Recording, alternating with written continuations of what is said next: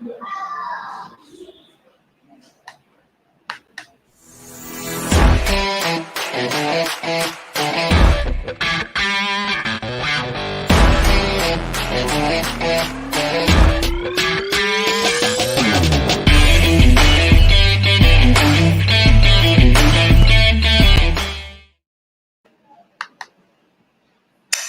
this is my thoughts on Zhang versus Forrest, a fight that obviously ended up being a draw.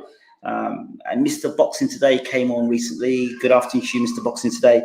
You came onto the channel and you were asking the question to me what I thought of the fight. Now I've gone back and looked at the fight, and here are my thoughts. First of all, I will say to Jerry Forrest, you know, that guy showed a lot of courage. He got knocked down several times in the fight. He got hit with some beautiful shots. Zhang earlier on, I've got to say, he landed some beautiful short shots on the inside. Big man to throw those short shots on the inside, I thought was very impressive. I was wondering how the hell Forrest was staying upright throughout all of the fight. I was really, really surprised. Zhang showed at 6 foot, whatever he is, 7, 8, that he was a pretty capable heavyweight. I thought he was a decent boxer. Explosive power. I can understand why they call him the Big Bang. But what, for me, I was puzzled by was he had Forrest hurt a couple of times in a fight that everyone said that Forrest was giving problems. But he showed no killer instinct to get Forrest out of there. Albeit Forrest did show heart. There were a lot of positive things I saw in Zhang. At the end of the fight, you know, he was tired, he was holding on. So he showed instinctive skills to hold on. He was getting some hit with some big shots in that fight coming to the end. And he was able to stay on his feet. And that to me showed some inner fortitude, something you can work with. He was getting cracked with some big shots and flush late on in the fight where he was exhausted. And he's got a decent skill set there as well. Jerry Forrest, in my opinion, if I'm brutally honest, I believe Zhang should have had him out of there in the first 4 rounds, should have knocked him out, because he was landing the good shots cleanly, consistently, and he was making Forrest, he was hurting Forrest. And if he put the shots together and he didn't stay back and look at his work, he could have got Forrest out of there. Now, the reason why I say this is I go back to his trainer. I don't know who the hell his trainer is, but again, there's 2 people you put responsible for this. A, Zhang's conditioning in the fight was shocking. And he's a big guy, but he looked terribly conditioned. Now, I don't know if what his work ethic is like in the gym. I don't know if he likes to run. I don't know if he's a lazy fighter, or don't know if his trainer's not very good. Because it's a bit of everything there. Because if Zhang isn't a very good trainer and he isn't putting the work ethic in, then his future is going to definitely be questioned. Fight being a draw, well, I don't think we should jump on Zhang so much. I think we should look at the positives. Let's say if Zhang's in great shape, let's say that he tightens up on his fitness. He seemed to have some good boxing skills there. I was very impressed by the short punch he was able to throw, and when he lands, he seems to have some power. Yes, he's a bit straight up and he's a bit stiff and he's a little bit flat-footed, and I can see why they would want to see an Anthony Joshua fight with Zhang, because he's right there to be hit. That being said, he does carry some power. He's a Chinese heavyweight, which is rare to see in the heavyweight division, and it would be interesting to see him lose a little bit more weight and work with a trainer that's going to working on that the skill set a bit more, because he has seemed to have some skill set there, and for him to put his punches together better and to work on his fitness, I think there we could be looking at a pretty decent heavyweight there. I'm not going to call him a world beater, but I'm going to say that he's a decent heavyweight. And if we could just tighten up his defense a bit more, get him rolling a bit more better upper body movement, and a bit more busy, using that jab, southpaw jab more, and that straight backhand, he's got a lot of power there. And the right hook as well was quite nice as well. I'd like to see Zhang, you know, putting it together. And at 37, I mean, I don't know what they're playing out. His trainer, whoever his trainer is, needs to shell that kid, to be honest, because they should have jumped on Zhang. Listen, you've got Forrest, get him out of there. But there was no urgency in that point, and that was a problem for me.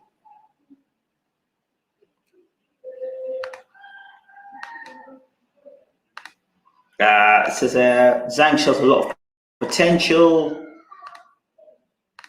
Sorry, shows a lot of potential. Throws lots, throws shots, decent moves for big man. Yes, can't be dropping guys 3 times the first 2 rounds of net with a draw. Yeah, I think some of the draw is circumstantial. Being he didn't get dropped himself, and it was because Zhang was holding. So they say his age and lack of condition are a bit concerning. That's what I've mentioned. It's true. Wouldn't be surprised if he's a smoker. That could have something to do it, but Mayorga was a big smoker. You do know Mayorga was a big smoker. He was a chain smoker, and he still went on to be a welterweight champion, beating the great Vernon Forrest. So, good afternoon, Incognito. Decent fight to watch. Forrest has got heart. Yeah, he's got heart, and I mentioned that at the top of the show. But Zhang is the guy. That I'm looking at there. See here. He's definitely not the uncultivated bum some make him out to be. No, he's not. He's a good fighter. He's a good fighter. And Zhang isn't going anywhere world level.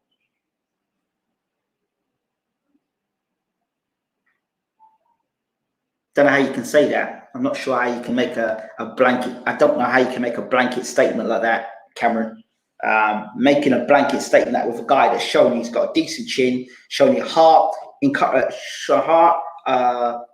shown fortitude under pressure, showed good boxing ability, big punch, decent chin, showed me a lot at 37 years old. And I'll tell you something, if this guy can get himself in shape, heavyweights get better as they get older. That's what history tells us. So I don't agree with you on that one, Cameron, but that's down to you. So I'd like to see him with a good trainer. I'd like to see him work with a good heavyweight trainer, a heavyweight trainer that knows how to train heavyweights. I think they can do something with Zhang for sure. Do I have proper high on Zhang? I'd like to see a fight between Zhang and the current WBA champion, Trevor Bryan. That would be a good fight. Bryan's like a similar size to Jerry Forrest. He would have had good experience there. Forrest versus Zhang, I think that's a good fight to make. I would make that fight, but Zhang would have to be in much more shape. He cracks with both hands, and I think that's a good fight. So I'd push Zhang down the WBA route. Zhang versus Trevor Bryan would be a good fight. That's a good fight I would make. So it's about, when you're talking boxing, you've got to consider matchmaking and making the right matches at the right time. The guy's 37, but as we know, if you know your heavyweight history, heavyweights actually get better as they get older. So Zhang's still got time. He's still got some time there. And, you know, if they can matchmake him right with the right trainer, of course he can be at world level. And world level, what does world level consist of today? Rankings? I mean, there are guys within the world rankings today that we know of that shouldn't be in the world rankings. You know, so and fighting for world titles, it should be fighting for world titles. So I mean, what does world ranking mean today? World ranking just means that your promoter can pay for you to get a ranking to fight. We're not talking about 20 years ago or 30 years ago where world rankings meant something. We're in 2021 now, coming out of a pandemic or in a pandemic, where people can be thrown in to fight at world level and get world title fights. So again, I don't agree with you on that statement, Cameron, whatsoever.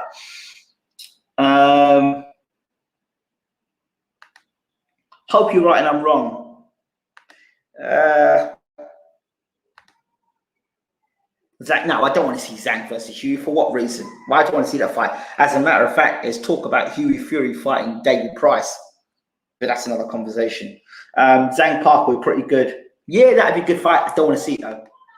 I think if you're thinking about marketing Zhang, there'll always be another Joseph Parker, another, you know, the fact that he's Chinese, he's marketable, he's Chinese. I'm thinking as a manager, if we could get a world title fight in China, heavyweight champion of the world. The last time they had I think a big heavyweight title fight, if you remember, was when Tyson fought Douglas and got knocked out in Tokyo. So I mean, I'd love to see Zhang fight for the WBA heavyweight championship of the world. I don't know how Zhang would fight against big heavyweights, tall heavyweights that can punch themselves. So long, tall, rangy fights. I'm not sure how he would do and how that power would translate. But certainly against smaller heavyweights, I think I'd like to see Zhang fight. Definitely. The recent WBA regular fast shows how much the meat rankings mean. Yep. Well, this is my point. If you look at it that way, and Cameron's saying he doesn't see Zhang fighting at a world level, that's my point exactly.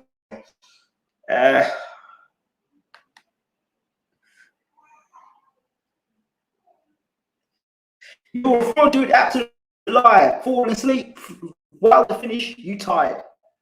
Okay. Whatever floats your boat, mate. Whatever floats your boat. Easy. Yeah. All we need to do is find a decent Japanese heavyweight. Can you imagine that in China? That would be something, a Japanese versus Chinese fight. It would be amazing. It would be amazing. Who's this guy? Who are you, mate? Who are you? You just come on the channel. I don't know who you are. You haven't come and say good afternoon, and you call me a fraud. You call me a fraud. Yeah. Mate, go do one. Get the trainer, Zhang. Yeah, I'd love to get Zhang. I'd like to get Zhang actually a trainer. That'd be great.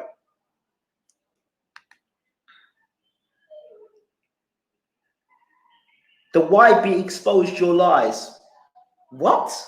Mate, you know, get a life. What these people, do you like do you know what? Just get a life, mate. Get a life. As you say, I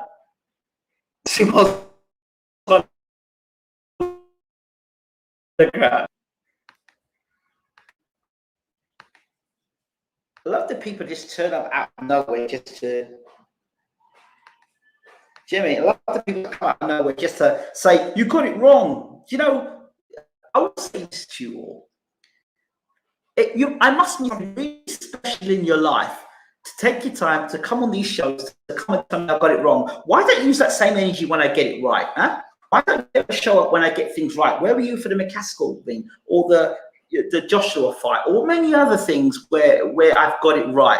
Listen, you want me to pay you attention. I get it wrong, I get it right.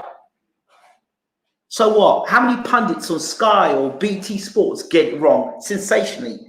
How many times has David Hay got things wrong and people still listen to him? Why am I suddenly a fool for doing that? I just, you know what? Mate, proper Muppet. That's what they are. Proper Muppet.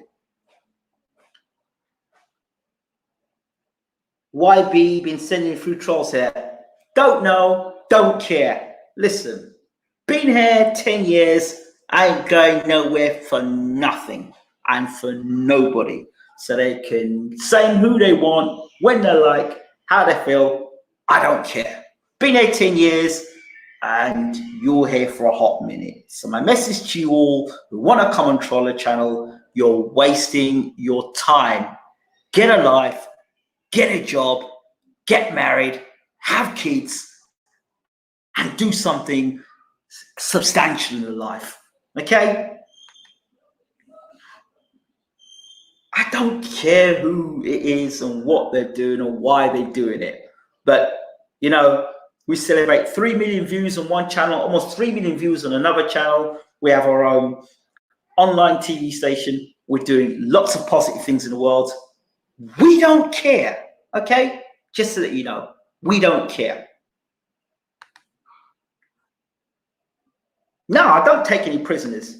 But just tell them, get a life. Some joker YouTube who don't have no credit but questions others. Yeah, but listen, I don't care. I really don't care. If people have got the time to sit down and make videos about what I do, I really don't care. I've been around 10 years, you've been around a hot minute, and I don't have to prove anything to anybody, particularly people who I don't value them. I don't know who they are. I couldn't care for who they are and what they do.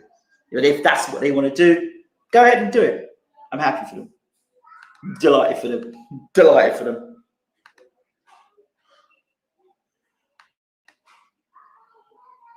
Yeah, of course it's good publicity. You know what I mean? Don't care. Don't care. But it tells you, if someone can take the time to do videos about me, then I must be a celebrity. I'll take it on.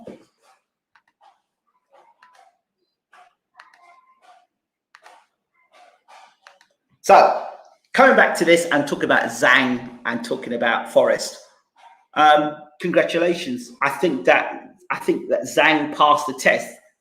How many heavyweights do we know that could have got themselves rocked in that fight and just quit? He was exhausted. He was out on his feet, that guy, completely out on his feet.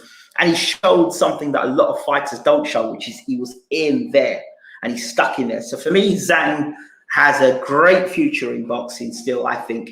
And I think that actually, you know what I would like to do? First and foremost, I think Zhang and Forrest need to fight a rematch.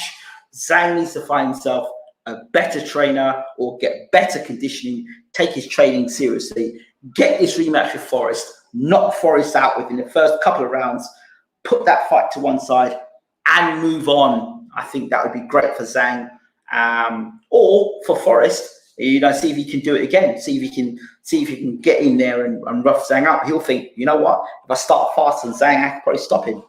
So I think I'd love to see this rematch. I think it's a great fight for a rematch. And yeah, if I'm Zhang's manager and his team, I take the rematch and put that Forrest fight to bed. Get Forrest laid out cold and move on to the next fight. That would be great. A great response. Fighter for you to take a look at was on the Bones Allen undercard. Brian Chevalier. We'll take a look at him, mate. Zhang would be more with pacing now. Yeah, but you know what? These fights as well, they're great learning fights. I'll tell you why they're great learning fights. Simply because he can now go back to the gym and know, damn, I did 10 hard rounds and my stamina ran out on me in about round 7, round 8, and I was out of it. But I know I can hang in there late. I know I can hang in late if it gets down. I can do it. Things that you probably wouldn't learn in sparring that you learn in a big fight. So I think people have got to look at Zhang and think, okay, that was a rough fight, but he got a draw out of it. Now he has to come back and do better the next time around. Put it right. Don't want to be gassed halfway through a fight again. Exactly. Yeah, 3/4 through a fight again. No, you don't. Absolutely. Absolutely. So I think that's it on that fight. Great stuff. And thank you for watching. Haters included. We'll be back for even more. See you soon.